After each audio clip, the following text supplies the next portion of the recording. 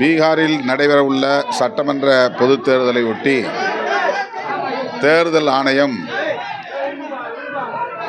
Special intensive revision என்கிற பெயரில் வாக்காளர் பட்டியல் தீவிர திருத்த நடவடிக்கையில் ஈடுபட்டு வருகிறது. இதில் சிறுபான்மையினர், தலித்துகள்,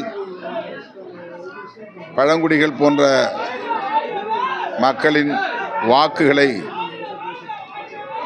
நீக்கும் நடவடிக்கையில் ஈடுபட்டு வருவது தெரிய வந்திருக்கிறது. ஆதார் அட்டை எண் உள்ளிட்ட பல ஆவணங்களை கோருகிறார்கள்.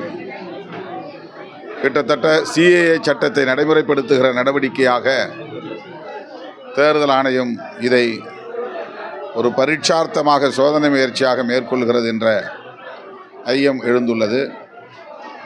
இதனை விரிவாக விவாதிக்க வேண்டும், நாடாளுமன்றத்தின் இரு அவைகளிலும் விவாதிக்க வேண்டும் என்று வலியுறுத்தி காங்கிரஸ் உள்ளிட்ட அனைத்து எதிர்க்கட்சிகளும் கோரிக்கை விடுத்து வருகிறோம்.